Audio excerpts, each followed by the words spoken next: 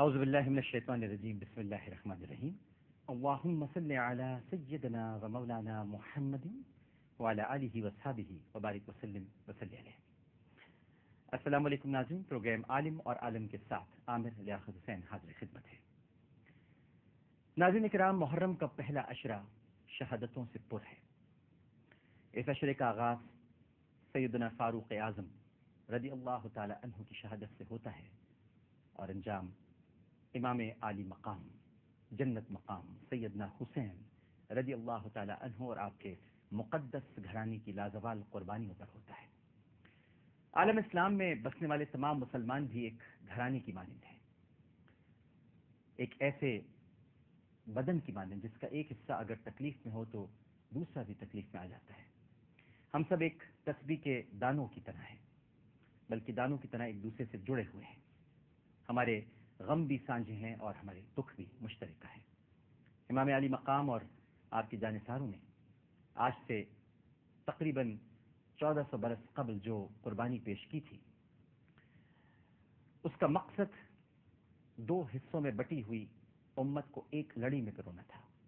اس تناظر میں ناظرین کرام اگر دیکھا جائے اور محسوس کیا جائے تو محرم الحرام کے یہ دن محبت عام کرنے کے دن ہیں، ایک دوسرے کے قریب آنے کے اور فاصلے مٹانے کے دن ہیں۔ مصطفیٰ صلی اللہ علیہ وآلہ وسلم کی آنکھوں کی ٹھنڈک علی کے بیٹے بی بی فاطمہ کے دلارے اور صحابہ کرام کو بھی اتنے ہی پیارے تھے جتنے اہل بیت اطہار کو۔ صحابہ کرام رضوان اللہ تعالی علیہم اجمعین کی حسنین کریمین سے محبت کے ایک دو نہیں بلکہ بے شمار واقعات کتب میں موجود ہیں۔ میں تاریخ کے جھروکوں سے صرف ایک روایت آپ کے سامنے پیش کروں گا اور پھر علماء کرام آپ سے گفتگو کریں گے، اور اس سے آپ کو اندازہ ہو جائے گا کہ خلفائے راشدین اور اہل بیت اطہار میں کتنی محبت تھی، آپس میں کتنا پیار تھا، وہ کتنا احترام کرتے تھے ایک دوسرے کا اور کتنی عقیدت رکھتے تھے حسنین کریمین سے۔ فاروق اعظم کا عہد خلافت اسلام کے شباب کا زمانہ ہے۔ سیدنا عمر رضی اللہ تعالی عنہ کی خلافت راشدہ میں حسنین کریمین جب سن شعور کو پہنچ چکے تھے، حضرت عبداللہ ابن عباس رضی اللہ تعالی عنہ ارشاد فرماتے ہیں کہ جب مدائن فتح ہوا تو مال غنیمت آیا، مسجد نبوی میں مال غنیمت کا ایک ڈھیر لگ گیا۔ سیدنا عمر فاروق رضی اللہ تعالی عنہ تقسیم کرنے لگے تو سب سے پہلے آپ نے امام حسن مجتبیٰ کو آواز دی اور انہیں 1000 درہم پیش کیے۔ اس کے بعد آپ نے سیدنا امام حسین رضی اللہ تعالی عنہ کو آواز دی اور بڑے احترام اور تکریم کے ساتھ انہیں بھی 1000 درہم پیش کیے۔ شہزادوں کے بعد آپ نے اپنے بیٹے یعنی اپنے صاحبزادے حضرت عبداللہ ابن عمر رضی اللہ تعالی عنہ کو آواز دی، وہ آئے تو آپ نے انہیں 500 درہم دیے، حسنین کریمین سے نصف رقم۔ وہ صحابی بھی تھے، عمر میں سینئر بھی تھے، صحابی تو حسنین کریمین بھی ہیں لیکن وہ بھی صحابی تھے۔ انہوں نے عرض کیا کہ بابا جان، جب حسنین چھوٹے تھے اور مدینے کی گلیوں میں کھیلا کرتے تھے، میں تب بھی تلوار چلاتا تھا، آقا کریم صلی اللہ علیہ وآلہ وسلم کے ساتھ غزوات میں شرکت کرتا تھا۔ یہ تو عمر میں چھوٹے ہیں، ان کو آپ نے 1000 درہم دیے، اور میں جو کہ ان سے سینئر بھی ہوں اور غزوات میں حصہ بھی لیتا رہا ہوں، آپ نے مجھے صرف 500 درہم دیے، یہ فرق کیوں کیا آپ نے؟ سیدنا فاروق اعظم رضی اللہ تعالی عنہ نے جب یہ بات اپنے بیٹے سے سنی تو جلال میں آ گیا، فرمایا بیٹا عبداللہ، تم حسن و حسین کے ساتھ مقابلے میں اپنی بات مجھ سے پوچھتے ہو، تو جاؤ ان کے باپ جیسا کوئی باپ لے آؤ، حسن و حسین کی ماں جیسی کوئی ماں لے آؤ، ان کے ماموں جیسا کوئی ماموں میرے پاس لے آؤ، ان کے چچا جیسا کوئی چچا میرے پاس لے آؤ، اور ان کے نانا جیسا کوئی نانا میرے پاس لے آؤ۔ اللہ کی قسم، ان کے رشتوں جیسا کوئی رشتہ تم ڈھونڈ کر نہ لا سکو گے۔ ان کے والد علی ہیں، ان کی ماں فاطمۃ الزہرا ہے، ان کے نانا مصطفیٰ صلی اللہ علیہ وآلہ وسلم ہیں، ان کی نانی خدیجۃ الکبریٰ ہیں، ان کے چچا جعفر ابن ابی طالب ہیں، ان کی پھوپھی ام ہانی ہیں جن کے گھر سے آقا صلی اللہ علیہ وآلہ وسلم معراج پر تشریف لے گئے، اور ان کے ماموں ابراہیم بن رسول اللہ ہیں۔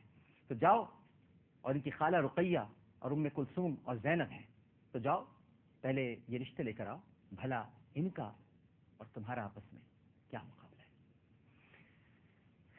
ہے۔ ناظرین کرام، یہ ہے وہ محبت، یہ ہے وہ پیار جسے آج عام کرنے کی ضرورت ہے۔ نہ جانے ہم نے کہاں سے نفرتوں کو، اختلافات کو اور اپنے دل کی کجی کو اپنا سہارا بنا کر گفتگو کرنا شروع کر دیا ہے.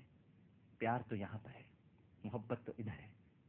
صحابہ اور اہل بیت کو ایک دوسرے سے جدا نہیں کیا جا سکتا، اور اہل بیت اور صحابہ کو ایک دوسرے سے الگ نہیں کیا جا سکتا.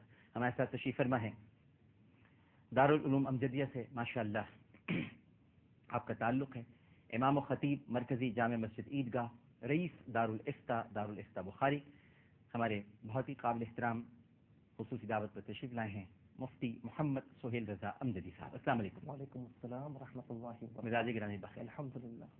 اور ان کے ساتھ حاضر و موجود ہیں، علمی خانوادے سے تعلق رکھتے ہیں، مدیر جامعہ دارالخیر مولانا اسفندیار خان صاحب کے صاحبزادے ہیں، ہمارے بہت ہی قابل احترام ہیں.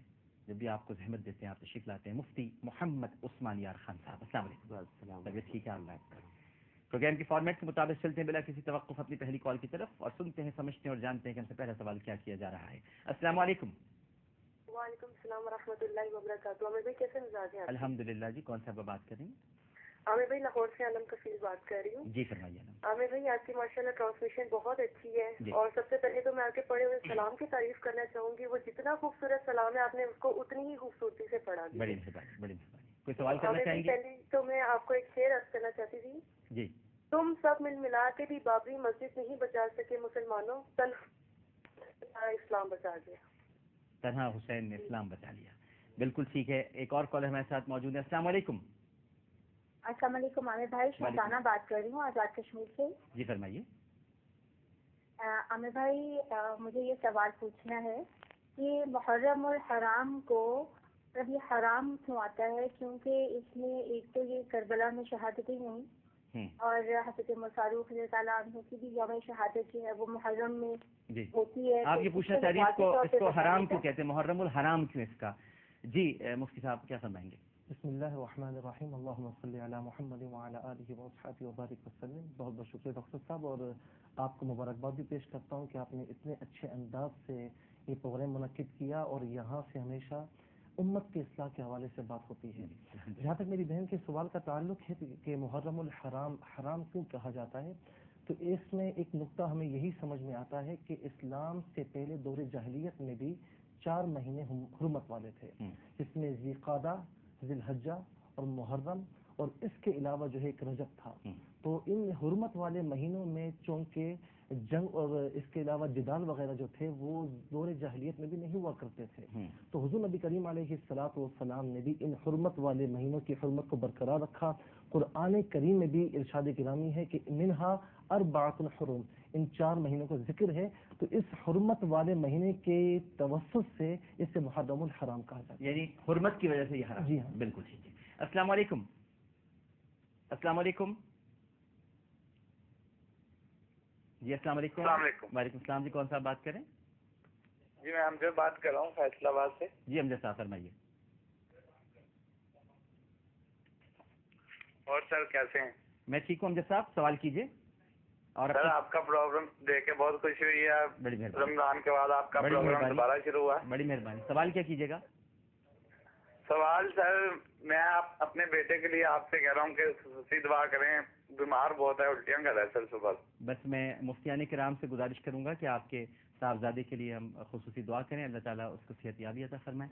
آمین ثم آمین. ایک اور کالر موجود ہے. السلام علیکم. السلام علیکم. کوئی خان تھا یہاں پر اس کے بارے میں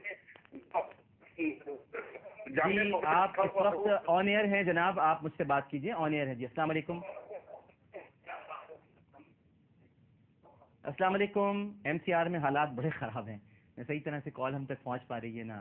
اصل میں ہمارے وسیم صاحب جب سے زندگی میں آئے ہیں تو بڑے مسائل ہو گئے. یہ بتائیے مفتی صاحب، جو بڑی اہم ترین بات آج ماشاءاللہ علماء کرام بھی کرتے رہے پوری ٹرانسمیشن کے دوران، اتحاد کی، یگانگت کی، محبت کی،